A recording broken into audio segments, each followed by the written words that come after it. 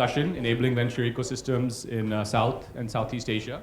So as many of you know, Sankalp and Intellicap have been looking at expanding outside of India and looking at the social enterprise and impact investing landscape outside of India. And as part of that initiative, we're hosting this panel. And we're very fortunate to have with us a very esteemed set of speakers from who have traveled here, especially for this event. And I'd just like to quickly introduce them as well as the moderator. So first we have Mr. Asif Saleh from BRAC. Asif is working for one of the most well-known social enterprises out there. Most people would be familiar with the work of BRAC, based in Bangladesh, and now having a presence across many countries, and it's, I think, now almost completely self-funded. So maybe Asif can tell us a bit more about the experience of BRAC. Thank you. We have Mrs. Bela Raza Jamil joining us from Pakistan. Bela is a name which is well recognized in the education sector in Pakistan, both in primary education as well as vocational training. She's the founder of a civil society organization called ITI, and also the director of Sanjay Nagar School. And we're very lucky to have her as well to share her experience. Our third panelist is Mr. Doug Clayton. Doug is a former banker from Wall Street who now runs a frontier markets investment firm called Leopard Capital, which does both for-profit as well as social enterprise impact investing in different frontier markets, including Cambodia and Haiti. And finally, we have Mrs. Satoko Kono from Arun LLC in Japan. Arun is an impact investing organization comprised of family offices in Japan, which also has done some work in Southeast Asia, and now they're looking at doing some work in India. So we're very fortunate to have these four panelists. Thank you all very much for joining us. And finally, to introduce the moderator, Mr. Ian Venkat is a partner at Avishkar, and specifically at Avishkar Frontier Fund, which is an attempt by Avishkar to start looking outside India in markets like Pakistan, Bangladesh, Southeast Asia. And I'll just hand it over to Venkat so we can kick off the panel. Please welcome our panelists.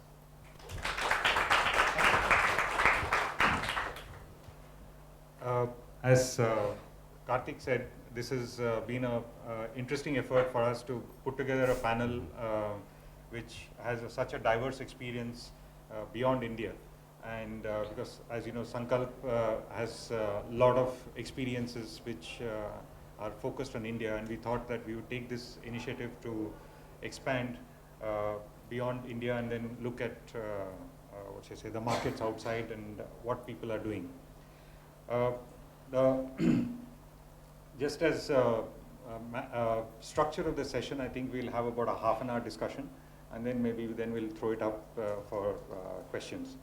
I would like to start with Asif. BRAC has been an organization which all of us have admired, which has done 2-3 things which all of us have been talking about. One is scale. I think BRAC has been an organization which has been able to scale not only in a particular core sector, let's say microfinance or education or any of the issues dealing with the poorest of the poor, but also been able to go beyond Bangladesh itself. Could you share some light on how you achieved this scale, as well as what prompted you to go beyond your borders? Sure. Yeah, I mean, 2 years ago there was an article that came out in Wired magazine, which had the headline, "BRAC is the world's largest NGO and it's a secret." So now not many people actually, outside the development sector, not many people know about it, but BRAC grew very quietly under the radar. Just to kind of give a little bit of idea about kind of how it started and what BRAC does right now. Let me set that up, and then I'll go into a bit of some of the insights. So BRAC originally started as a very small relief effort after the Liberation War in 1971. That was 42 years ago, and now BRAC actually has, if in Bangladesh, for example, over a turnover of close to $1 billion over for the year. It has about 16 social enterprises. It has 10 very large-scale development programs around microfinance, education, legal aid, healthcare. So we have about 100,000 healthcare, community healthcare volunteers. We run the largest private secular school system in Bangladesh with about close to 37,000 schools. We run the largest legal aid sort of support outside government as well. And we have a bank, we have an insurance company, we have a university. So this is, we have the fastest growing mobile banking company in the world right now as well. So it's, after the government in Bangladesh, is the largest employer in Bangladesh as well. So over about 55,000 full-time staff, again, about 40,000 school teachers, and as I mentioned, that about 100,000 community health workers. So about 200,000 altogether, and that's just the NGO itself. Then we, in terms of the international, about 10 years ago, we went international. We are operating in about 11 countries right now with about 4,000 staff, and that's BRAC International. And so that's, you can imagine that, you know, all the programs are actually operating in large scale. Now, how did it happen? How did that, from a tiny relief effort to where BRAC is now? I think that's an interesting story. But what I have followed and what I have, our founder is still kind of the chairperson of the organization. But it's been very interesting in terms of how it looked at. As you know, I'm sure a lot of you are kind of social entrepreneurs, kind of starting up. I myself was before I kind of gave up. And you guys are struggling, I'm sure, but I understand how difficult it can be. But what in the history of BRAC, what I've seen is the three core elements that they have always done. One was that from very early days, the founder of the organization has very, very ambitious and lofty goal. He came from private sector. At the age of 38, he decided that he was going to come back to Bangladesh from London. He was a senior executive at Shell Oil Company. He was very good with numbers. But then he came in and then he started that I'm going to start this organization. But I'm going to, in a resource-constrained country like Bangladesh, you can do small things. It can be beautiful and it can be perfect. But in a country like Bangladesh, to have a major impact, you have to do it in scale. So from very early days, he was very ambitious that whatever he does, he's going to do it in scale. So he kept that mindset in mind, and waited for the big opportunity. And when the opportunity came, he actually kind of set up infrastructure so that in future, when he does other programs at scale, it actually helps the infrastructure. And I'll get down to some details later on when I get the opportunity. The second point is that BRAC has always been very strategically, before, like about 5 years ago, BRAC first did its strategy. They didn't have any strategy. So I asked our chairperson, what was the strategy?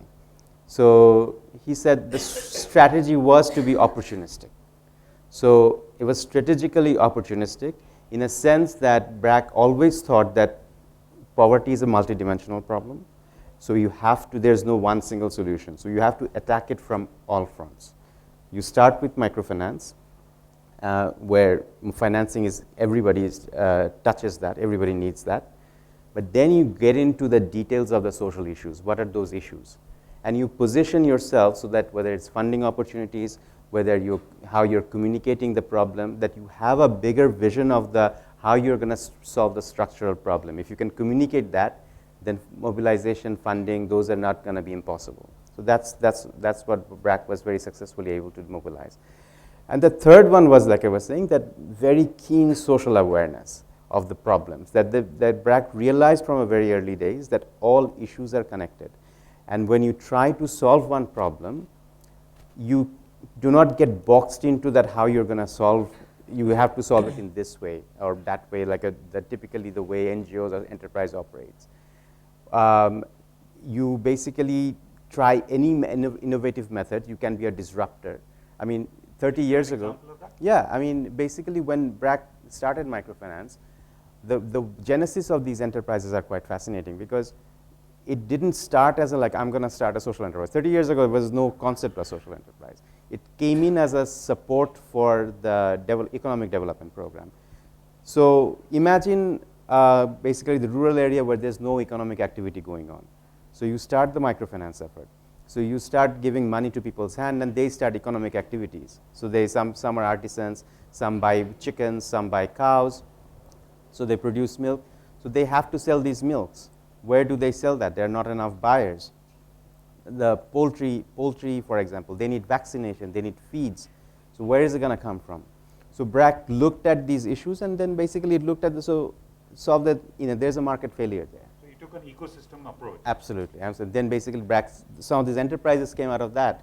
So it created that supply chain to do the BRAC dairy. It created a feed mill to support the poultry. So a lot of these enterprises actually started as a kind of creating that supply chain to address those market failures and eventually became very profitable. Why did you do it all yourself and why not let the market forces operate and you leverage it rather than you do it yourself? That happened because no market force at that time was willing to come. I mean, the private sector was not going to come because there was, in the poultry sector, for example, there was no private sector would come because there's nobody to vaccinate. There's no good feed mills out there. So when BRAC went in, they had to actually create these things in the larger ecosystem. They actually trained this community people on vaccination. They had to educate them on good quality feed. So there's a lot of work on the ecosystem had to be done, which prepared the private sector. Then private sector, then everything was built in. So now you can go in, there's a lot less. Private sector didn't want to take that chance at that time because there was going to be just too much investment that had to be made. So once it was made, then now poultry has been taken over by private sector, big time. But by that time they first got in, the ecosystem BRAC had to invest on. So I think that was one of the key third lessons, that you actually have to look at problems in a way which is the ecosystem way. Just to take on from there, Bela, you have done a lot of work in Pakistan. The economic context which I think which Pakistan and Bangladesh were created is, I guess, quite familiar to all of us. How do you see this political and economic context influencing the way in which you see social enterprises developing in Pakistan, and what's been your experience in developing social enterprises in Pakistan? Well, I think that's has a very, very important role to play.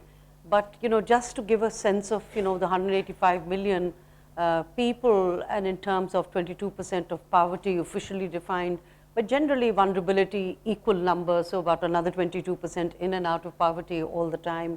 A very volatile situation both in country and geopolitically for Pakistan over a long period of time means that people have to find spaces in which they can be enterprising. Now, we are all from the same gene pool in this entire region, and obviously the spirit of enterprise is very much alive and kicking. And hence you have the phenomena of almost 80% of the economy in the informal sector. So the informal sector is absolutely roaring. You have people who are looking for ways of being enterprising all the time against all odds. Since 2005, we've also had sustained periods of emergencies, and of course, because of the Afghan war and so on, the displacements, both internal and the Afghan population, which is still about 3 million in the country, is huge. So in that, and the political situation in terms of governments, we have this game between dictatorship and democracy. Luckily, we've got now second period of sustained democracy, and many good things have happened. But at the same time, the challenges, as we were hearing this morning also, to the ordinary citizen are phenomenal. So the citizen is constantly looking for ways and means to address their urgent needs, whether it's housing, whether it's food security, whether it's education or health. In education itself, and I don't know how many people know that, but almost 40% of our education overall is being supported by the private sector. And in that, if you look the urban-rural divide, you have almost 27% private sector in rural areas and 60% in urban areas. Interestingly, it's very similar patterns between India and Pakistan. Bangladesh is different because the state-aided Private sector is almost 94% at the secondary level. So Pakistan in that sense is different, but private sector definitely on the rise, and urbanization 36%, poised to go up to 40% by 2020. Now in this scenario, where you have to be able to sit and find spaces for conversations on development, education, enterprise, there have also been opportunities after the Ziaul Haq period from the 90s onwards, a lot of civil society movement, which has been on the rise. And of course, the civil society itself is not of, it's a kind of a continuum. So you have civil society as a pure not-for-profit to emerging civil society, which is also for-profit and looking at entrepreneurship in different ways. But certainly they have negotiated these spaces between those people who feel completely disenfranchised to the few, to whom all these issues don't matter. But also playing the intermediaries between the government. The government has successfully, even under democratic setup, the governments have not been able to come up to the expectations of the people. So in a certain extent, you're saying that because the government wasn't responding, that's when you saw Pakistan's social enterprises developing. Yes, developing, and also another aspect where Pakistan has got some of the best examples of public-private partnerships, where the government has, we've knocked on doors and the government has embraced, and some of course have critiqued it as the role back of the state, that the state is quite happy to give space to other partners to come and become players, like the current Nawaz Sharif government is almost, literally creating as much of an enabling environment as possible for enterprise, for better relationships with neighboring countries and so on, amidst all the other mixed signals that people get. So with 130 media channels out there and so on, can you imagine? And Pakistan has got the fifth largest user of mobile phones. I don't know how many people know that, but can you imagine with technologies generally working very well, infrastructure in good shape, people, on the march, and many players coming in to perform this intermediation role with the government, and the government taking it as part of their, not here the 5-year planning process, but the 2025 vision and the sector plans in education or health as an open call to public-private partnerships, and saying yes, the government cannot be the provider and will be very happy to play the role of a financier. Now, so in that sense, it's a very interesting environment, but it becomes difficult for people who really don't have a certain level of education or access to opportunities, and so it means that somebody else has to come in between to be able to take this effort to the next stage. I will share with you some of the things that have come up, that you create a small enabling platform and you see the response, which is quite phenomenal. But then I'll just end this segment by sharing that we are a federation which doesn't work very well, and we have a lot of inequities across all provinces. So obviously then somebody has to play a role of addressing issues of inequities from one province to another. So if Punjab gets, fantastically well developed, and then Balochistan is not, or Sindh rural looks, completely out in the cold, worse than FATA, by the way, and sometimes worse than Balochistan, you have a big worry on your hand. If the government is not worried, the society is. Satoko-san, as we have seen in Pakistan, I guess it was the role of the government and its stated intention of, inviting the private sector, or its inability to meet up to the demands. When you looked at Cambodia, how did you decide to go to Cambodia? Was it this kind of a context which led you to go to Cambodia, or was it something else which, could you share your thoughts on that? Thank you. Yes, if you know the history of Cambodia, I'm sure you do. It was like 20 years ago, they opened up the country and they democratized. First election was after the war, was 1993. And I went there in 1995, so it was just after that time. And then the the new economy, new government, new hope for people. And but of course, after the war, after the separation from the Western world, they need lots of support. So all the supports coming in to Cambodia, just influx of, if you imagine Myanmar today, maybe you can think of it. So I was part of that kind of movement. I was an NGO worker, then moved to government ODA aid. So I was there for 10 years working with the development assistance. And country changed a lot. And during that time, country developed, but at the same time, country were really enjoyed the support from outside. This morning, somebody was saying that the reason of persistence of poverty was mindset. And she said that if one leaves, then another one will come. Another one leaves, another one will come. And that kind of expectation is there. And so I was getting tired of it. Many people are getting tired of it.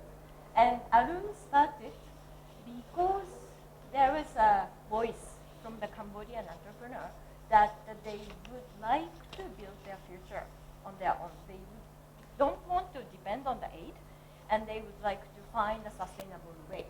What do you think triggered the entrepreneurs to come up with this feeling to say that they needed to do market forces to operate rather than aid? Good question. Actually, the organization I was referring to, I used to think that the NGO could be a black in Cambodia. The NGO was working with farmers and rural area. They covered whole provinces and attracted the farmers to work together. And the leader challenged farmers that this is your development, up to you. So don't rely on. And then some farmers respond to. Some farmers didn't like, but some respond to, and then they persist and they move on. Then these farmers are no longer depending on the aid. They are looking at they are increasing their production. They are ready to. They're enough to eat, and then they're ready to sell, and then they look for the market.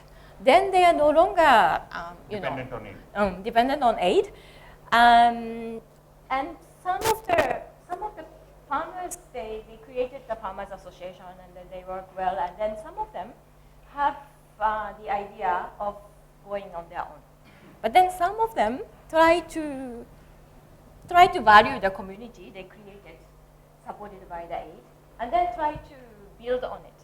Then NGO need to do something with that, not only the traditional type of support, but then to connect with the market, to be benefit to the farmers, and to then that motivate, I think, to change the NGO's mindset, and the aid structure is not fit to that kind of need. So they asked for investment, and actually they asked us to find an investor in Japan. And that's exactly the time that we start thinking of the investment, kind of social investment, that the needs are there. So the entrepreneur themselves approached us to find a way. And then what you're saying is, as the markets are developing, they are evolving in their role of understanding of financial capital. I think so. Now come to Doug. Has that been your experience as well, where you saw capital was trying to look at these kind of opportunities, because you are in Wall Street and you are looking at a wide range of across the world investing? How did you choose to look at emerging markets like Cambodia or Haiti or? Okay, well, actually, I spent most of my career in Thailand. I moved in the 1980s when it was a frontier market, and I was investing in the public markets there and watched the economy grow from a frontier market to a middle-income country. 7 years ago, I thought I could repeat that experience by moving my family to Cambodia and trying to launch the first investment fund in Cambodia, which turned out to be difficult timing because the financial crisis ensued when I was fundraising. But I managed to get 107 investors to collectively give me $34 million. And we've invested in 14 businesses in Cambodia. At the time, I didn't know what impact investing was. But after we invested the portfolio, it appeared that a lot of our businesses that we chose for financial reasons were actually quite impactful. A microfinance institution, a rural bank, a power grid in a rural area, and many companies that created jobs. So I became interested in whether our approach could also be blended with an impact approach. We chose deliberately to move out of our region for our second fund to the Caribbean because it was as far away as we could imagine. We wanted to see whether we could be effective there and whether we could learn anything that we could bring back to Asia or bring ideas from Asia there. And what's your experience in that? So we created an impact fund in Haiti, which is the poorest country in the American hemisphere. We raised $20 million from some development banks. And we screened the investments for impact first, but then chose them on financial merits after that. And we found out of that we really enjoyed the impact investments more than just a regular investment. It was just more exciting to be tackling development challenges. And I think going forward, we're going to embed impact investing into our strategies. But what we learned is not really that different. That, managing an impact company or a non-impact company, it's still the same rigor, the due diligence, the operational supervision, and the accounting. And it's not that different. It's just that one company has a slightly different orientation, but we still push them to be profitable. We think the way to grow the impact space is to show mainstream investors that this is actually a good place to make money because there's a lot more mainstream capital than there is philanthropic capital. When you decided to go international, they decided to go international because they thought it was as profitable as mainstream. Was that the similar reason why BRAC decided to go international? So BRAC is credited to have a transformational impact in the Bangladesh rural space. So a lot of our donors basically asked us to kind of go international for a long time, but we had resisted it. But the idea was that can we take some of the learnings, what changed the rural development in Bangladesh, abroad, and particularly in post-conflict countries. So after the post-Afghanistan war, so there was an opportunity to do that in Afghanistan. And so we went to Afghanistan as the first country of operation to take some of the learnings and see. But of course, Afghanistan? Yes. So that's During that's the war period or after the war. After the war, so we started our operation in 2003 over there. So started very small, but over the time of the space, now it's the largest NGO in Afghanistan as well. But essentially there was a lot of learning. It wasn't a success story right away. And the critical learning that you cannot just take one model and apply it there. I mean, I'll give you the example of the microfinance. We do not run the microfinance operation anymore in Afghanistan. And why is that? Because the way it operated in Bangladesh, it's a more of it was a village organization model that you actually gather a group of women and then social collateral, yeah, absolutely. So you basically and do your activities around this group. So we tried to take that model in Afghanistan, but that didn't work because of the geographical location, the density of population, everything is different. In Bangladesh, all these houses are very closely interlinked. In Afghanistan, that's not the case. There is the social issues of women getting loans. There is the religious context. It's a much more conservative country than Bangladesh is. So all of these made our, and we also directly implemented our operations. So we kind of expanded quite fast all across Afghanistan. But so it wasn't a Bangladesh people going to Afghanistan, or you trained the local people to? Yeah, so initially a lot of the Bangladeshi staff went there, but the goal was always to convert it as an Afghan organization, nationalize the organization. So 95% of our staff are Afghans. I mean, same in Pakistan and same in other countries we operate, that we are just a very few initially who goes there and train people up in Bangladesh and they come back. And then you actually build the national capacity there. But I think that has been a fundamental learning that, and there are a lot of interesting innovations that are happening in these countries. I mean, some of the programs, very similar programs that ran in sort of in Bangladesh, ran very differently in Uganda, very differently in South Sudan. But the basic context of which is what Brack's theory of change is that there is strength in community. So you need to use the power of community, and you need to provide various access to systems, to market, to finance, so that the people themselves can be the agent of change. So when you say the strength in the community, do you see that reflected in the government, or do you see that reflected in organizations which are not necessarily government controlled or regulated? No, I think basically government plays its role, but I think the way our interventions are designed, that it's not like a fly-by-night, like NGO workers coming in and changing your system. It's very much around that the community workers are going to be trained, and so that even if BRAC is not there, so there is inherent capacity that has been built, some systemic changes has been put in place, so that they can be the agent of change themselves. So that's the basic notion. So for example, our schools. So these are taught by teachers of the community women, SSC, like high school graduates, who are not otherwise would not get a job anywhere else. They were housewives, but they were community. They have certain presence in the community, and they have certain affinity towards the community. And when they get trained, so their sort of the way they work is a lot different and personal from the way if I had highly trained teacher go out from the capital and go over there and train them.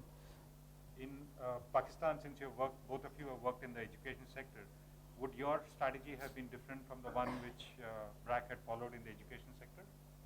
Oh yes, I mean, BRAC was had its origins in an emergency, and I think as he shared that the chairman felt one had to be opportunistic and take whatever spaces were there to do that. Similarly, in Pakistan, of course, they were very different. Education was always in a silent emergency. People like us who returned to Pakistan after 20 years of being outside and cribbing always that it should have been done this way or that way, decided, like in our case, we decided in 2000 that 1.5 people got together and said, okay, let's walk the talk. And let's start improving government schools, because they were completely run down and in shambles. And can we, through public-private partnerships, begin to demonstrate what we think should happen in public sector? Public sector needs to reclaim some of the integrity of the learning solutions, and we feel that children must have their fundamental right. At that stage, of course, education had not been declared as a fundamental right in the Constitution as it has been done in 2010. So, our journey started with school improvement programs through partnerships in public sector facilities. And then we decided for 10 years we'll do nothing but work with the public sector. What it did do, though, was to deepen that relationship building with public sector, the courage to be innovative, for the government to say, all right, if this organization is coming, we can shut our eyes and know that things are not going to, they're not the Kabza group, they're not going to go and take over our facilities. You took a capacity building approach, whereas they took an approach of delivering the service. Yeah, no. So it was both. So we took on the school completely. So the management, service delivery, capacity building, but also using that, since I had a public policy training, so public policy was a very big part of my work. At the same time, I became technical advisor to the ministry. So we were using synergies all the time, also being opportunistic, but soon realizing that actually there's a large non-state sector out there. And putting all the eggs in one basket is not a sensible thing to do. So gradually the work expanded from just public sector work to non-state partners, starting the services of school improvement and school assessment, doing school assessment first and then doing improvements, but also trying to help scale up some of the schools such as Sanjay Nagar, which had become a model which looked quite sustainable, to scale it up further, and then entering the technical vocational sector also on public sector sites.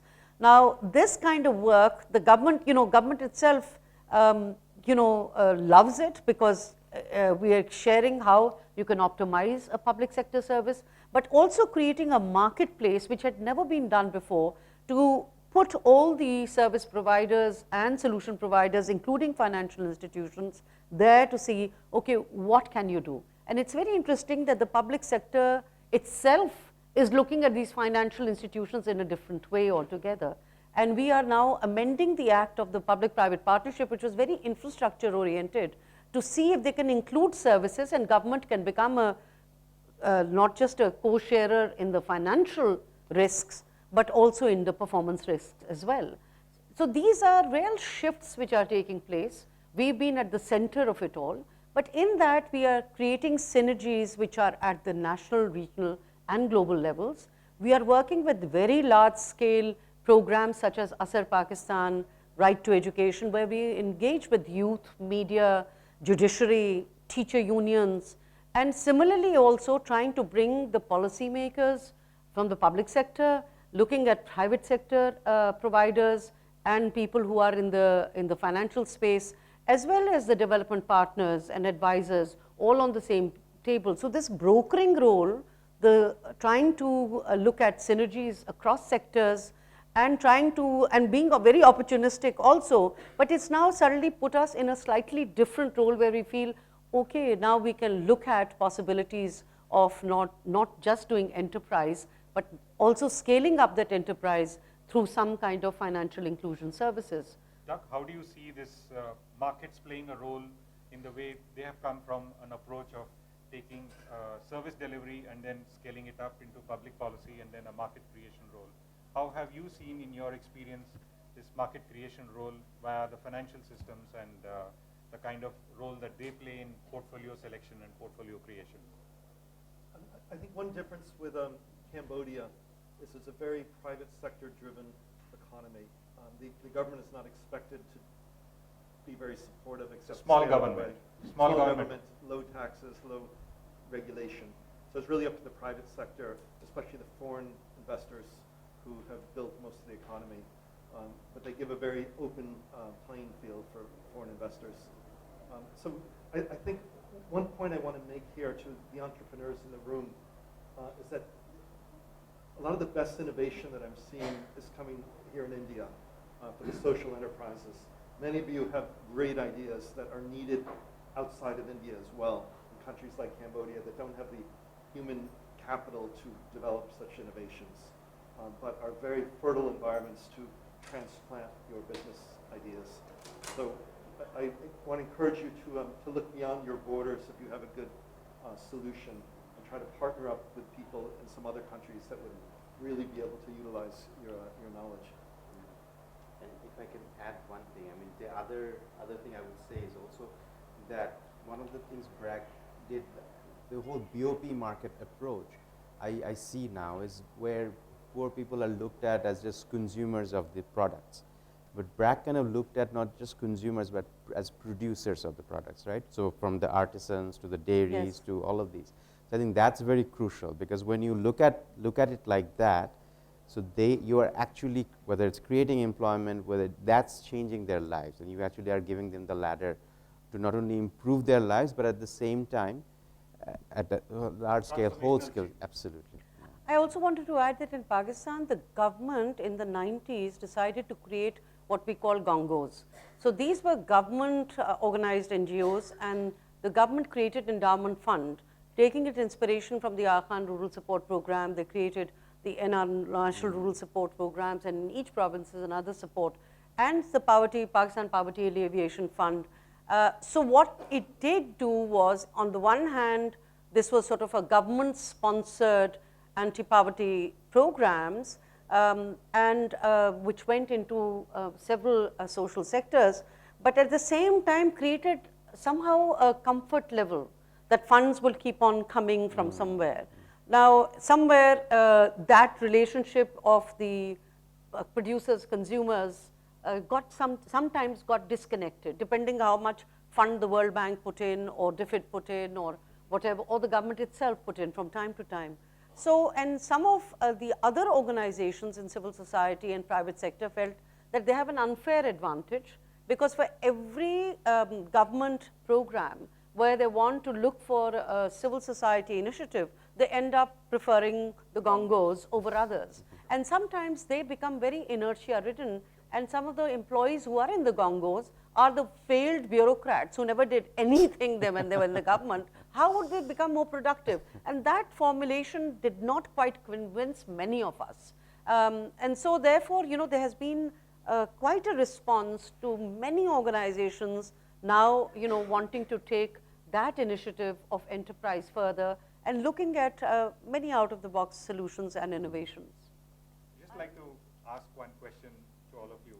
How do you see the role of technology playing in, the way you have developed, seeing your marketplace and, how you believe that this is the scope of your effort and this is the scope where the market plays in? Before going to the technology thing, I agree with you that we really enjoy coming here to see the diversity and dynamics of the entrepreneurs coming up and interacting with each other. Having said that, coming from Japan, looking at the enterprise environment in Cambodia. Sorry. Having said that, coming from Japan, looking at enterprise and entrepreneurs environment in Cambodia, I think we are looking the market from really special perspective because of those entrepreneurs are looking for kind of two goals, like both financial return and social return. In that sense, I think it's more difficult than the commercial businesses. And that pursuit and that struggle, and given that low ecosystem or whatever, low technology or whatever, the entrepreneurs are fighting and trying and doing a new trial that inspire people in Japan to really think about our own programs. And that's how we see that the importance of the two-way dialogue. Yeah, trans-border or the dialogue. And I think Japanese investors are getting slowly community to be aware of and to create or to join this movement. And I think that's the key to utilize the different elements. Would like to comment on? I just want to touch on the technology question. I think we're all really lucky to be alive today when there's so many new technologies that were not available decades ago, and we can use these in impoverished areas to give people a leapfrog ahead to a much more modern life. And I see the ideas that are coming to us, particularly in Haiti, which is very close to the US, and it sort of absorbs some of the technological ideas in the US. It's really exciting that you can attack things that I don't know how we would have done it 30 years ago without these technologies. Yeah, I mean, I would echo that. I mean, it's a very exciting time for technology enthusiasts. But in the social space, I think there's a lot of hype about it. But at the same time, you need to look at the larger space and how technology is always an enabler, as you know. But so you need to see really how it fits in, rather than thinking that it's just going to solve the problem by itself. So too often we just think about that particular application and get very excited about it, but how it fits into the larger system is we miss it. But the more exciting part is, I think, where technologies directly can help the social sector is on data. I think we held a Frugal Innovation Forum last week in Bangladesh, where we looked at how data can be used for social good. So mobile phone right now, the smartphones we have, actually have the same computing power that in 1969, the moon, the rocket that went to the moon. So that's powerful, more than that, okay. So that's very, very powerful. So that has made capturing data very easy. So analyzing and also visualizing the data. So I think when you lay it out sort of, we actually do the hard work of collecting the data on household, but analyzing and visualizing makes a lot of difference in terms of how you design your future interventions, how you do real-time monitoring of your interventions. So that's a very, very exciting space for policymakers, for NGOs, social sectors, I think, which is more and more people are getting excited about it. What do you see it in Pakistan? Well, I mean, it's election time here. Our election time last year was so exciting because NADRA, the agency which manages all the ID cards and all of, did a fantastic thing. It just SMS to every voter where they were supposed to go and vote, their particular number. Now that meant the voter turnout was amazing, and across all ages, because people thought only young people would go out. Well, people, as old as in their 80s and 90s, some on stretchers, and I'm an eyewitness account of that. So it was really wonderful to see from a very simple solution, what it did in terms of enfranchising people who didn't have to ask the feudal lord who to vote. Nobody knew actually where they would go and whatever. So in that sense, it was a very interesting thing how it addressed social barriers, economic barriers, overcame them. Similarly now, from the government side, they're very hot on technologies. They're even using tablets, for example, in Punjab for their monitoring and also for teachers and training and so on. So equipping high schools or middle schools and so on. But generally speaking, in terms of learning solutions, we have had very exciting innovations in Pakistan come up, whether it is the Khan Academy inspiration and many versions of that and so on, how it can get to schools.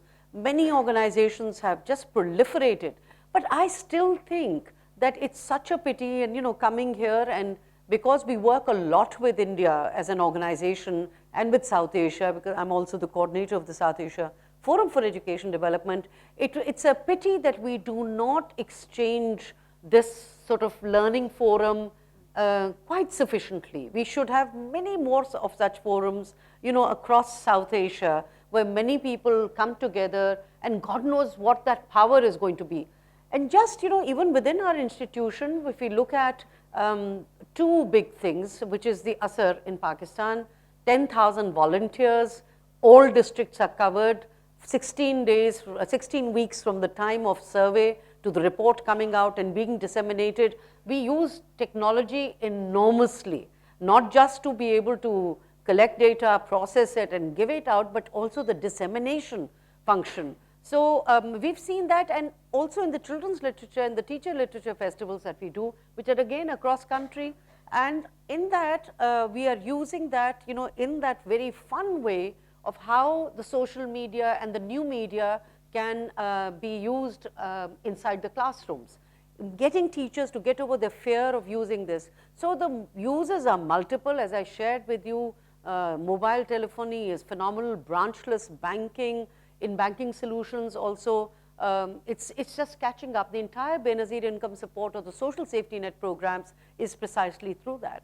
So, you see the penetration very deep, but perhaps the opportunities have not been totally explored. We'd love to see a much bigger, a wider terrain in South Asia, a wider net of these technologies, because I think that's really where the underexplored potential lies. With this, I think you have seen that there have been diverse experiences of Haiti, Cambodia, Bangladesh, and Pakistan. And as you can see, the forces which have been driving their strategy beyond capital has been power of networks, the power of technology, the power of markets, and the power of cultural understanding of how you shape your thing. That I'd like to open it to the floor. And if there are any questions you'd like to ask the panelists, I'm sure they'd be more than happy to respond to the same.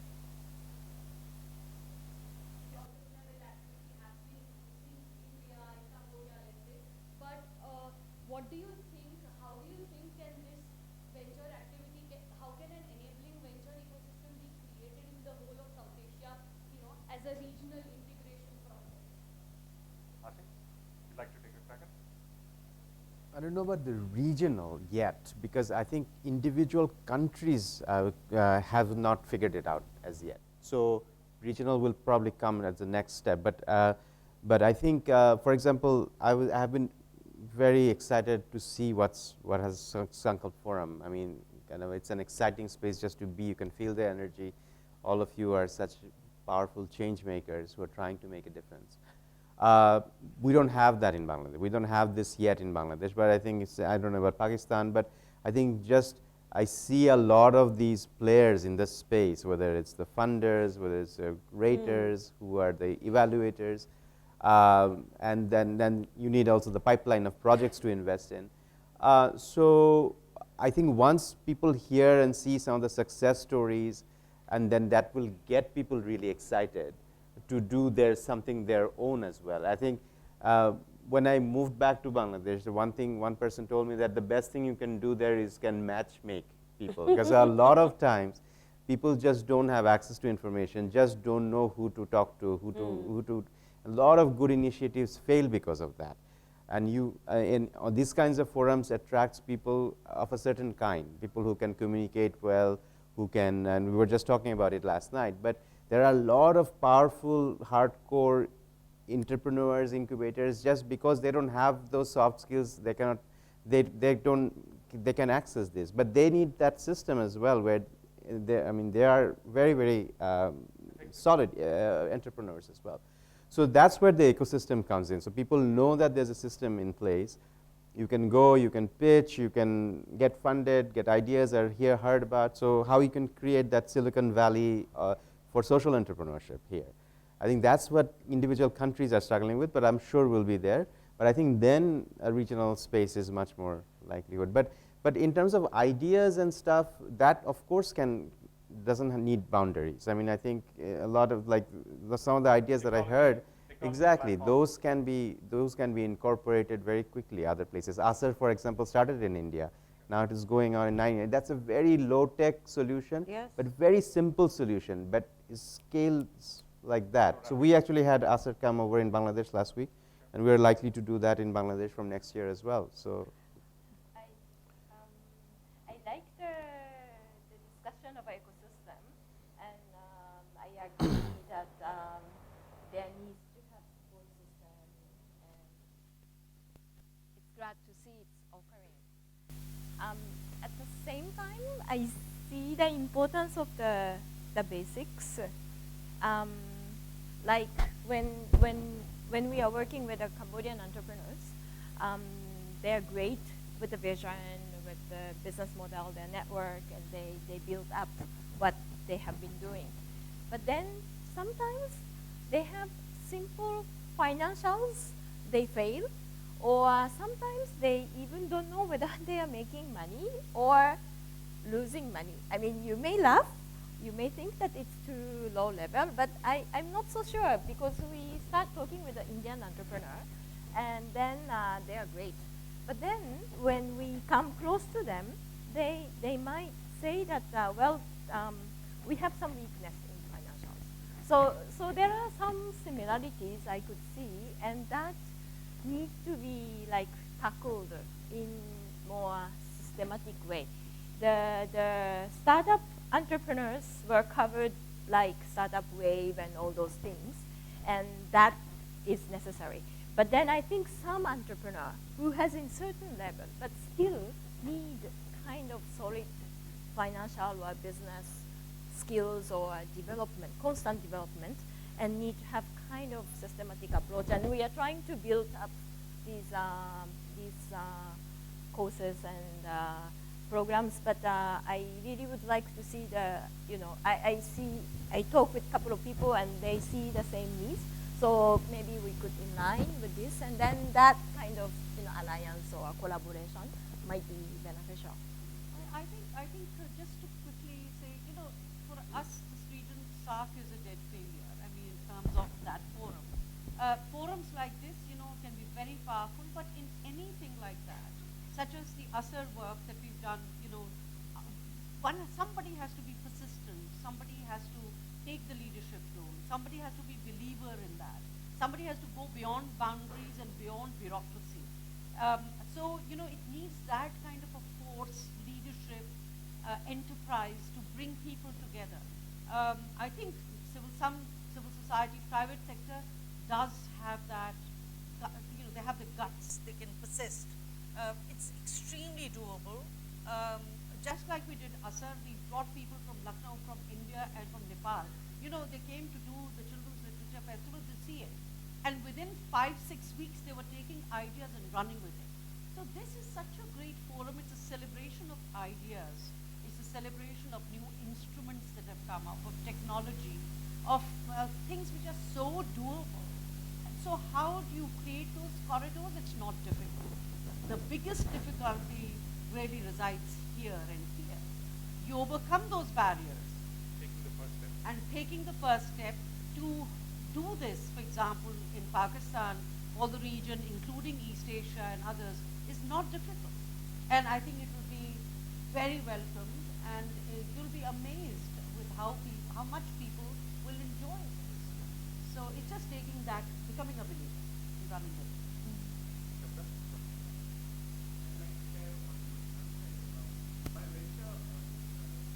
To emancipation of endangered tribes in India. So particularly in the Naxal affected areas. So the whole model is called Sarv Mangalam. Sarv Mangalam in Sanskrit, it means good for all.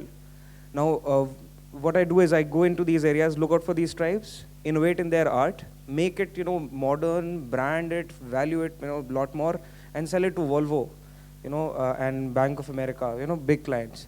Whatever money I earn out of it, 1/3 remains with my company, 1/3 goes back to those artisans, and 1/3 goes for children, orphans, because orphans are our responsibility. We all could have been orphans. So I think the only people who need are orphans. So this particular model is very inclusive. Now I thought the same thing could be applied to countries like Pakistan, Bangladesh, Cambodia. We are all from the same gene pool, as you said, but with the same emotions, but with different nationalities on our ID cards. That's all. So when that happened, now the same thought was striking again and again. I became friends with Sadia Akhtar. She is an RJ from Dil FM Islamabad. And we were discussing about this model. Now she is implementing the same Sarvamangala model in Lahore. Now that was through an informal medium of Facebook, okay? But then intent was there, ma'am. You said this and this. Now intent was there, but then this was only one very small example. But for tomorrow, as she said, there has to be forum, bigger forum of ideas, which has a lot of credibility first, and a lot more freedom to talk about it. There should be no fear that if it worked for Pakistan, it can work for India, and vice versa. So probably you as flag bearers, you may initiate something like that for tomorrow, and make it a possibility. Yeah. Thank you.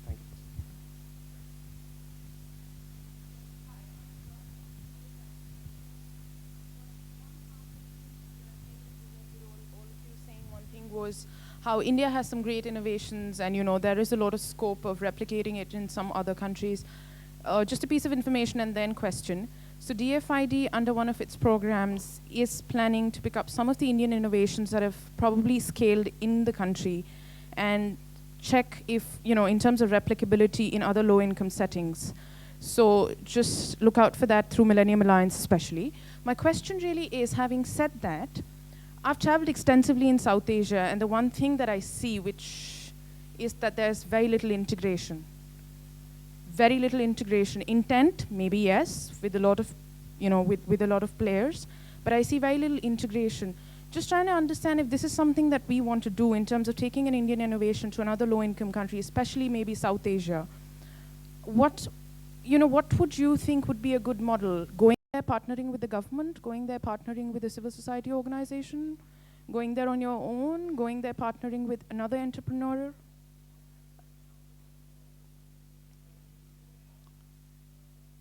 No, I'm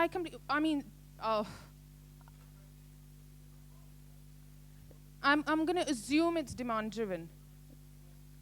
Sure, I'm just assuming it's demand-driven. Suppose someplace they want something in health, and there is an Indian innovation that could do brilliantly there. But just trying to understand what is the model that you think would work, considering you guys have worked. It's amazing how little we know about each other in this subcontinent.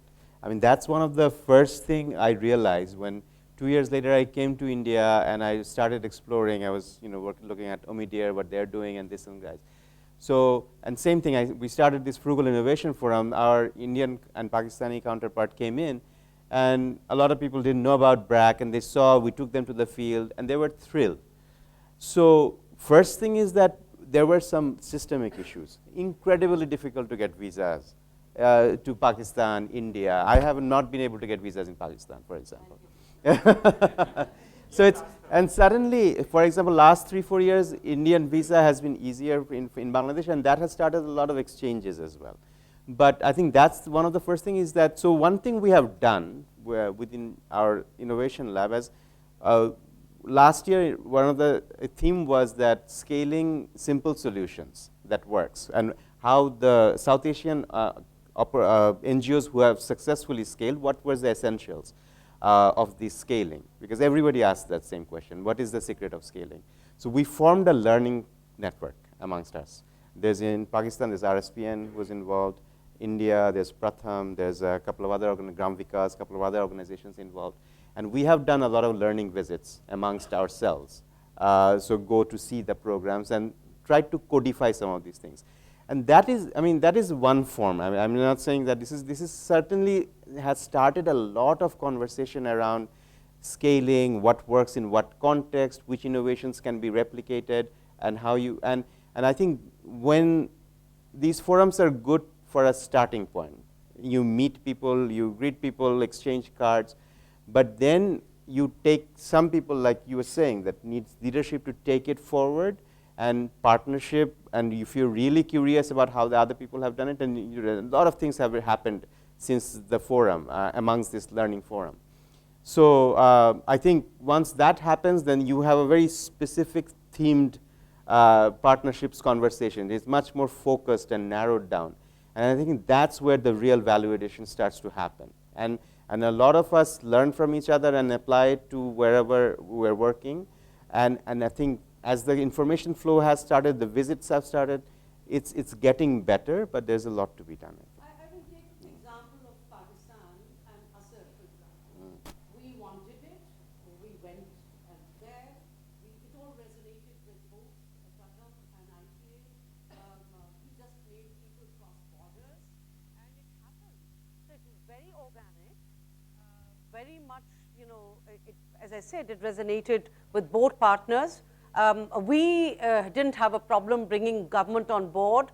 Every ASAR launch, there's someone or the other from here who comes there. No question has ever been asked that, oh my God, this is an Indian product. God knows what's there. There's a conspiracy out there, or I'm an Indian agent, or whatever. So we have been able to stare off that. On a you know, being DFID and saying government to government, forget it. Because you'll have to go through so many and end up losing your credibility as well, because the public sector is very tough. So it's better to have people who will become your ambassadors. And actually, our High Commissioner loves the work we are doing, because they say you're a better ambassador than us. At least you get on with it. Now, and I actually, jokes apart, this is a very strategic way of handling. Even Avishkar, who was in Pakistan recently, and they're looking for doing work in Pakistan, we are very happy to facilitate that. And so look for mediators, look for people who have a credibility, people who will be able to work with the public sector also, and are sensible about, you know, these relationships, because that's important, because scale is important, and it's important for lots of believers to, you know, be brought together. I think so. It's a mature act, but it's also a very, as I said, an act which requires consistent approaches over time. Yeah. Sorry.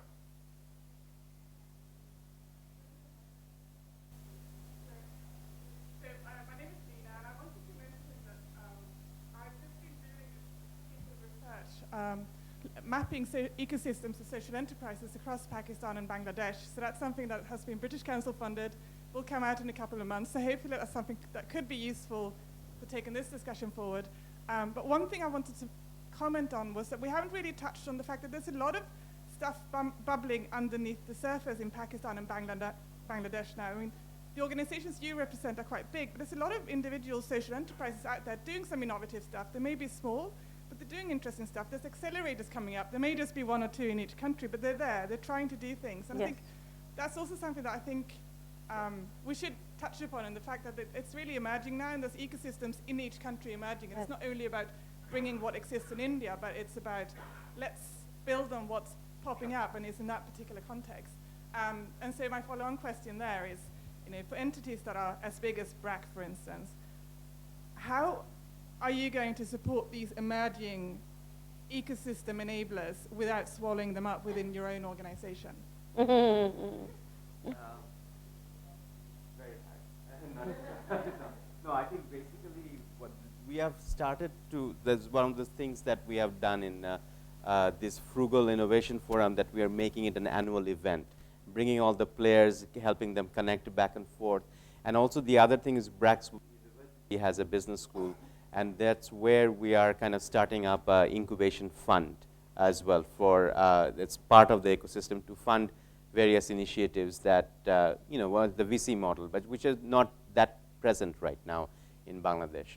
But also I think there are some capacity issues as well. And I think we have developed a Center for Entrepreneurship Development within BRAC Business School that is emerging. It's not fully there active yet, but our goal is to provide a lot of, like the training that you mentioned, in a large scale, and also provide some of these basic access to finance in various forms, whether it's loans or whether it's through VC capital.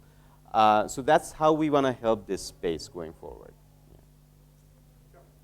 I think it's a valid point that what you say. It's not only the banyan tree which is to look after, you need to look at the things which can grow below that. Yeah, I thought I'll just comment, since we all said that we don't know each other, etc., and we are in the same region. I was a commander in the Indian Naval Submarine Arm for the last 20 years. I mean, in the Navy, and I retired as a commander. We were ready to, like Pakistanis and all, we have a concept that we should be killing each other and destroying each other. Bangladesh naval officers used to study along with us.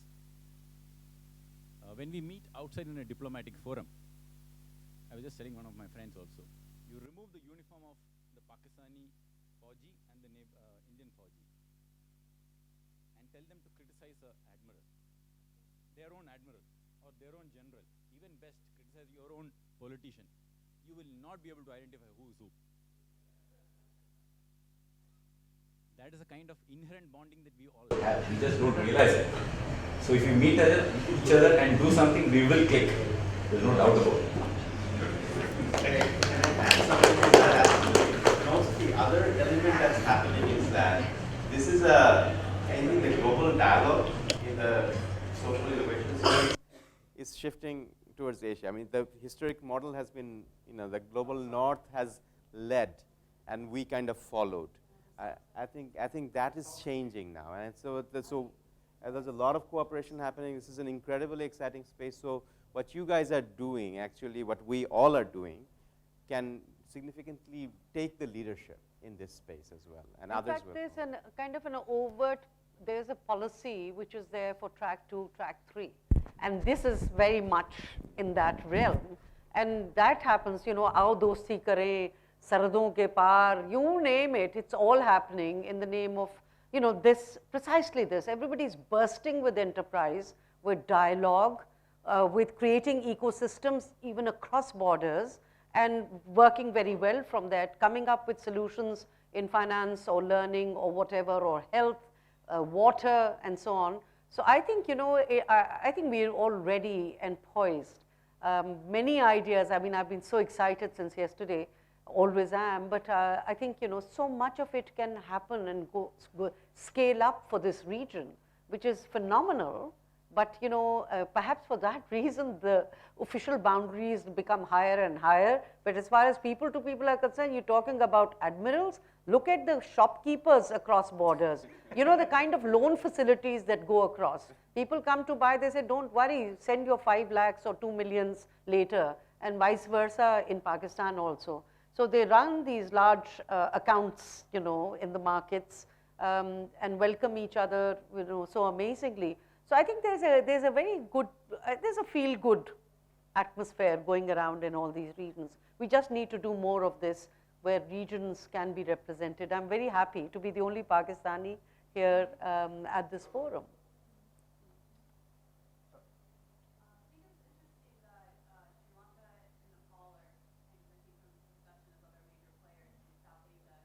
Nepal is there.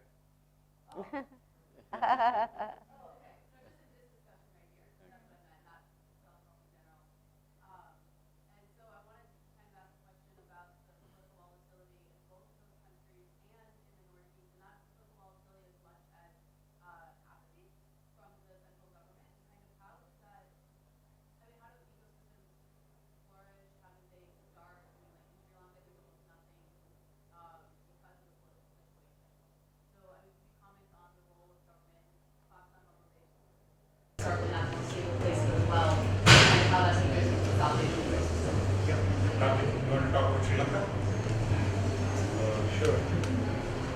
So just to give a brief background, I mean, we have been traveling a bit in these 3 or 4 South Asian countries, and we've got Dolma Fund, which is looking at Nepal. So there is a lot going on in the ecosystem, and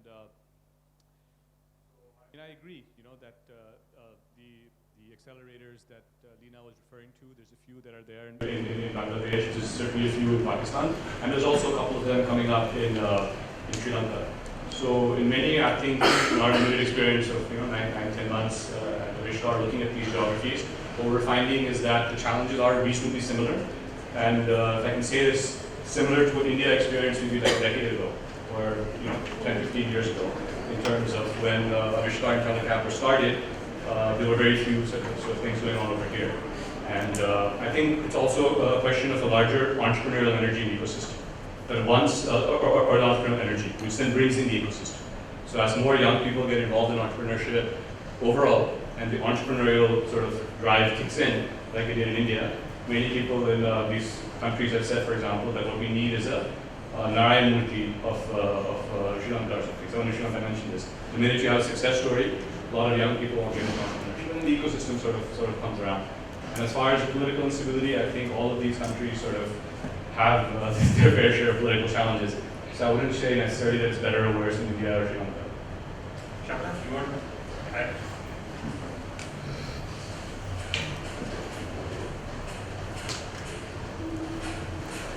So I'm from Dolma Fund. Dolma Fund is the first equity investment, any kind of equity investment fund in Nepal. So talking about integration, we learned a lot from funds like Avishkar, Leopard. The main reason behind that is being the first one, we are doing a lot of regulatory work. Being the first one, there's no regulation to regulate equity funds. When we are talking to our regulators, what we show them is the benchmarking from South Asia. So what is happening in Sri Lanka? What is happening in India? So what is happening in Bangladesh, for example? So this is definitely, I think, this is definitely integrating the broader, economic outcome of the South Asian country. Also, what is happening is, like in this forum, I want to make this quick comment is that we learn more from, countries from Cambodia, Bangladesh, Sri Lanka than from India, mainly because of the issue of the size. The whole idea about replicating business model. It's sure, there are a lot of good business model coming out of India, but the issue of scale is always there. Just wanted to make that comment. Okay. And I just wanted to also share very quickly that the public sector generally states, so any event we have, the public sector, from the state bank to the ministries to everybody is sitting there and say, please go ahead, Bela, and organize this, because if you go through us, this will take forever. So we are very happy to come and learn and see what's happening and also encourage you as an enabling body. There is, so therefore, one has to look at that as well. And also the government itself is very afraid of its own role as a regulator. They know there's corruption, they know they don't do a good job, they know the gag enterprise. So, the government is very self-critical as well, and therefore allows its partners to be able to become facilitators. With that, I think we have reached the end of our time. I think with that, I'd like to great round of applause to all our panelists. Thank you.